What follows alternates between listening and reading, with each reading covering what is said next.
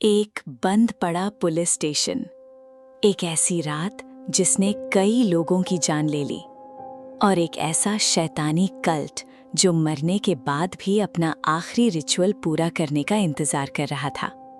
नमस्कार दोस्तों, कहानियों की पोटली में आपका एक बार फिर से स्वागत है। और कहानियों की पोटली पर आप देख रहे हैं 2D cartoon horror style movie explanation. आज की कहानी है मालूम की, एक ऐसी हॉरर फिल्म जहां डर सिर्फ अंधेरे में नहीं बल्कि इंसान के अपने दिमाग के अंदर भी छिपा हुआ है। कहानी की शुरुआत एक भयानक वीडियो फुटेज से होती है। कुछ लड़कियां एक किशोरी को बंधक बनाकर उसके साथ अमानवीय अत्याचार कर रही होती हैं। कमरे में बने शैतानी चिन्ह और वहां मौजूद रहस्यमयी लोगों को देखकर साफ समझ आ जाता है कि ये कोई साधारण अपराध नहीं बल्कि किसी खतरनाक डिमोनिक कल्ट का हिस्सा है। उस लड़की का नाम बैटी था और उसे किसी शैतानी शक्ति के लिए बलि चढ़ाया जा रहा था। इसी बीच हमें पता चलता है कि पुलिस ऑफिसर विल लॉरेन ने हाल ही में इसी कल्ट पर रेड मारा था। 3 लड़कियों को बचाया था, लेकिन बैटी को नहीं बचा पाया। इस बात का अपराध बोध उसे लगातार परेशान कर रहा था। लेकिन फिर कुछ ऐसा हुआ जिसने पूरे शहर को हिला दिया। एक दिन अचानक विल अपने ही पुलिस स्टेशन में शॉटगन उठा लेता है और अपने कुछ साथियों को गोली मार देता है। इसके बाद वो खुद को भी खत्म कर लेता है। उसने ऐसा क्यों किया, ये सवाल अनसुलझा रह जाता है। 1 साल बाद अब कहानी की मुख्य किरदार है जेसिका लॉरेन, जो विल की बेटी और एक नई पुलिस ऑफिसर है। दुनिया उसके पिता को हत्यारा मानती है, लेकिन जेसिका अब भी मानती है कि उसके पिता के साथ कुछ अजीब हुआ था। अपने पिता की सच्चाई जानने के लिए वो उसी पुराने पुलिस स्टेशन में अपनी आखिरी नाइट शिफ्ट लेने का फैसला करती है, जिसे अगले दिन हमेशा के लिए बंद कर दिया जाना था। रात होते ही जेसिका स्टेशन पहुंचती है। पूरा स्टेशन सुनसान पड़ा था। खाली गलियारे, टिमटिमाती लाइटें और हर तरफ फैला हुआ अजीब सा सन्नाटा, मानो कोई उसकी हर हरकत पर नजर रख रहा हो। अंदर पहुंचते ही उसे कुछ अजीब आवाजें सुनाई देने लगती हैं। फिर उसे अपने पिता का पुराना लॉकर मिलता है। काफी कोशिशों के बाद जब वो लॉकर खोलती है तो अंदर एक पुरानी तस्वीर और कुछ दस्तावेज मिलते हैं।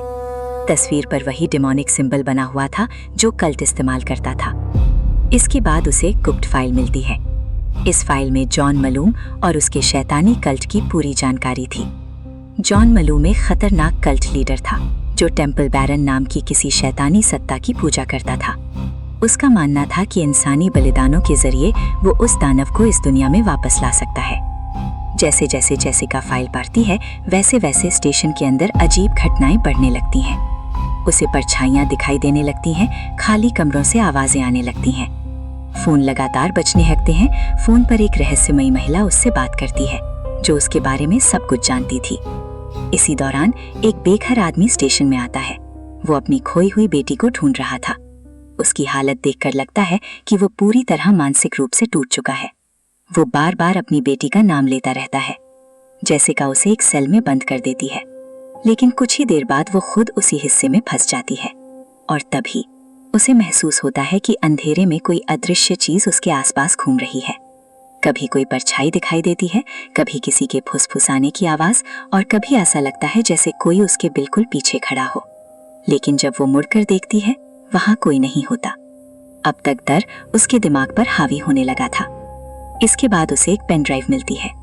जब वो उसे देखती है तो उसके सामने एक और खौफनाक सच आता है। वीडियो में कल्ट के सदस्य एक लड़की की बलि देने की तैयारी कर रहे थे। वे दावा कर रहे थे कि उसकी आत्मा टेम्पल बैरन को समर्पित की जाएगी और उसी के जरिए उनका देवता इस दुनिया में वापस आएगा। अब जेसिका समझ जाती है कि उसके पिता जिस केस की जांच कर रहे थे वो साधारण अपराध नहीं था। ये किसी बहुत बड़े शैतानी रिचुअल का हिस्सा था। लेकिन असली झटका उसे तब लगता है जब उसे पता चलता है कि कल्ट के सभी सदस्य पुलिस मुठभेड़ में नहीं मारे गए थे, बल्कि उन्हें इसी स्टेशन में लाया गया था, जहां उन्होंने खुद को फांसी लगाकर एक सामूहिक रिचुअल पूरा किया था।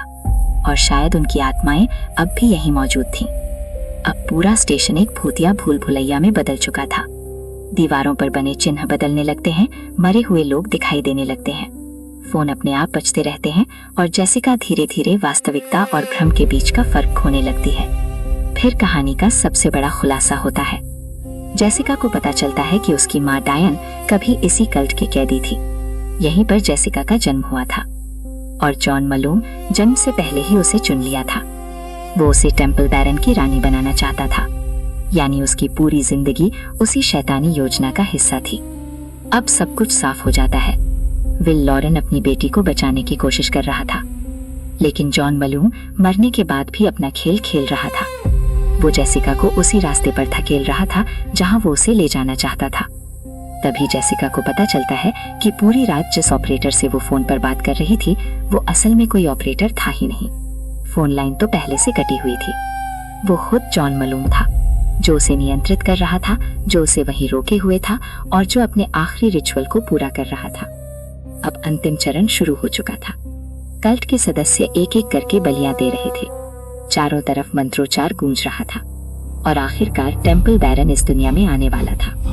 जेसिका भागने की कोशिश करती है, लेकिन हर रास्ता उसे वापस उसी अंधेरे की तरफ ले जाता है। फिर उसका सामना एक भयानक राक्षसी आकृति से होता है। डर के मारे वो अपने पिता की शॉटगन उठाती है और गोली चला देती है, लेकिन अगले ही पल उसका खून जम जाता है। जिसे उसने मारा था वो कोई दानव नहीं था, वो उसकी अपनी माँ डायन थी। ये सब एक भ्रम था, एक शैतानी चाल। और इसी के साथ आखिरी रिचुअल पूरा हो जाता है। जॉन मलूम जीत चुका था। जेसिका अनजाने में वही कर चुकी थी जो उससे करवाना था। अब वो सिर्फ एक पुलिस ऑफिसर नहीं रही, वो उस अंधेरी शक्ति का हिस्सा बन चुकी थी जिसके लिए उसे जन्म से तैयार किया गया था। चारों तरफ कल्ट के मृत सदस्य दिखाई देने लगते हैं। वे जश्न मना रहे थे। उनका देवता लौट चुका था और जेसिका उसकी चुनी हुई रानी बन चुकी थी। उधर विल लॉरेन की आत्मा भी दिखाई देती है, एक पिता जिसने अपनी बेटी को बचाने के लिए सब कुछ दांव पर लगा दिया था, लेकिन आखिरकार वो हार गया। और इसी दर्दनाक और खौफनाक अंत के साथ मलूम की कहानी खत्म हो जाती है। तो दोस्तों, ये थी मलूम फिल्म की डरावनी और रहस्यमयी कहानी।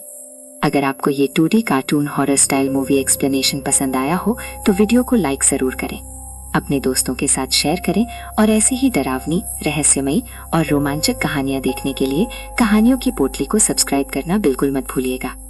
मैं आपसे फिर मिलूंगी एक और खौफनाक कहानी के साथ। तब तक अपना ख्याल रखिए और रात में अगर किसी सुनसान जगह से कोई आवाज आए तो उसके पीछे जाने की गलती बिल्कुल मत कीजिएगा।